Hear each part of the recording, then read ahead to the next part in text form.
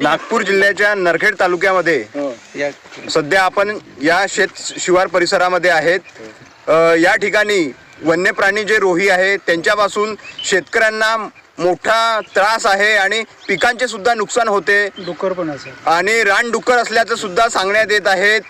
ज्यावेळी पेरणीची वेळ राहते तेव्हा 2 महिन्यानंतर जेव्हा पीक वर येते त्यावेळेला मोठी मशागत करावं लागते। सोबत काही शेतकरी आहेत। काय नाव आहे बाबाजी आपलं? कृष्णाजी नाखले, मोहदी धोत्रा। आता आपण शेती पेरलेली आहे, तर ह्या शेतीमध्ये कशी आपल्याला मेहनत घ्यावी लागते वन्य प्राण्यासाठी? मेहनत दुनियाभराची घ्यावी लागते, पण रोहीनं डुकर भाई त्रासाची आहे। कमीत कमी 10,000 एकर शेती पडीत आहे इथं। 10,000 एकर भोयताल म्हणजे या रोह्यामुळे का? रोह्या डुकरामुळे। मग याचा बंदोबस्त सरकार काही करू शकत नाही, काही करू शकत नाही। आणि इकून तिकून कास्तकारांना रोही मारले तर त्या कास्तकाराला बंद करते। तुमच्या शेतीचं काय? मग शेती काय म्हणजे आता अशी लापरवाही झाल्यासारखी आहे ना। बस कास्तकाराला फाशी घ्यायला लागते साहेब, बाकी दुसरा काही उपाय राहिला नाही आमच्या जवळ। कारण खा प्यायला आम्हाला काही ऊन नाही राहिलं पीक, त्याच्यामुळे ते रोईला कंट्रोल करू शकत नाही।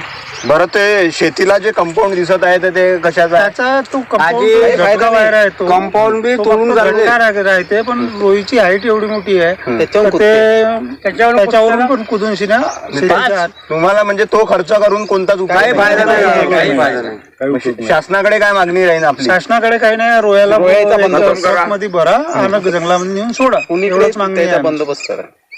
आज एवढाला कंपाऊंड केला जायचं तरी तुमच्या वरतून कुदून झटका मशीन लावून बी ते तोडताड करून ना रोही निघून वावरातून म्हणजे खाऊन ना निघून जाते। म्हणजे खर्च तुमचा निघून जातो।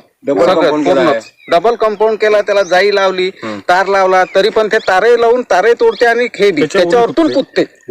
6-7 फुटाच्या वरतून कुदून वावरात नुकसान करून 17,000 हे आणलाय, 17,000 मशीन आणून सगळ्यांनी काहीच फायदा नाही झाला ना। 17,000 रुपये खर्च केले ह्या टायमात शेतीसाठी पुरं कंपाऊंड लावतो तरी रोही 100 रोह्या येते। 150 रोही आहे। वावर भरून आहे इथं आपल्या खदानपाशी तलाव आहे, तिथं पूर्ण असे वावर भर रोही आहे। असे चरताना दिसून तुम्हाला 100-200-500ची अशी जोड राहते, 100-200-500ची जोड राहते दिवसानं घुसले रातचं तर सोडा। या रोह्याच्या येणं आम्ही गणे त्रस्त होऊन गेलो आणि असं वाटते आम्हाला काही शेती करून काही फायदा नाही। आत्महत्या करायची इच्छा होती, कारण खर्च तेवढा आहे, तेवढं होत नाही ना, रोही होऊ देत नाही। असं दाखवा इथं काहीतरी असं ते आहे, कुठं खाल्लं असेल आहे का पावलं त्यांचे?